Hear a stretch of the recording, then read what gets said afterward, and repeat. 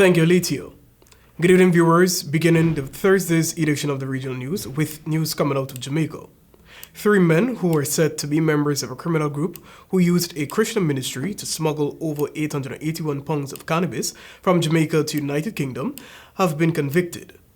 They are 50-year-old Dalton Anderson, 45-year-old Alvin Russell, and 64-year-old St. Clair Tucker. The men were charged with conspiracy to import Class B drugs. Reports noted that Anderson was also charged with possession with intent to supply Class B drugs after 11 pounds of cannabis was discovered at his residence after he was arrested. The men were convicted last week after a 5-week trial in the Birmingham Crown Court, UK, and are expected to be sentenced on January 27, 2023. Based on reports, the 3 men were investigated after the Birmingham-based Vision Christian Ministries was used to smuggle drugs.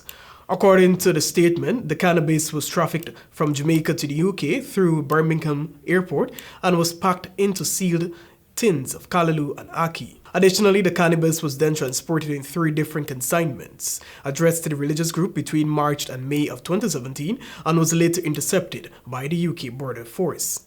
Anderson, Russell, and Tucker were held on May 23, 2017 at Birmingham Airport following a check of the 3rd shipment that came from Jamaica. Now some news from Trinidad and Tobago. A taxi driver who was described as kind and respectful to his passengers was hijacked and shot dead on Tuesday night by killers in his taxi. Robert Cudjoe of San Juan was shot several times by the men who tried to rob him. Initial reports stated that Cudjoe fought back and was killed in the process. A police report said on Tuesday night, Cudjoe was working along the Kurup to Chaguanas route, and a woman and 3 men entered his silver Nissan Serena. At around 11 p.m., while on the southbound lane of the Uriah Butler Highway in the vicinity of the walkover in Warrenville, one of the men pointed a firearm at Cudjoe and the other men announced a robbery. A struggle ensued and Cudjoe was shot several times while the vehicle crashed in the median.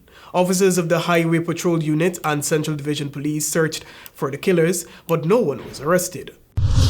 And we close by telling you that the leader of a small polygamous group near the Arizona-Utah border had taken at least 20 wives, most of them minors and punished followers who did not treat him as a prophet, newly filed federal court documents show. Samuel Bateman, 46, was a former member of the Fundamentalist Church of Jesus Christ of the Latter-day Saints until he left to start his own small offshoot group. He was supported financially by male followers who also gave up their own wives and children to be Bateman's wives, according to an FBI affidavit. The document filed provides new insight about what investigators have found in a case that first became public in August. It accompanied charges of kidnapping and impeding to foreseeable prosecution against 3 of Bateman's wives.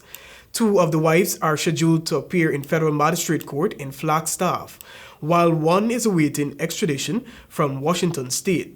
The women are accused of fleeing with 8 of Bateman's children, who were placed in Arizona state custody earlier this year. The children were found last week hundreds of miles away in Spokane, Washington. Bateman was arrested in August when someone spotted small fingers in the gap of a trailer he was hauling through Flagstaff. He posted bond but was arrested again and charged with obstructing justice in a federal investigation into whether children were being transported across state lines for sexual activities. That has brought us to the end of tonight's regional news. I'm Joel Vogt, back to you, Alethea.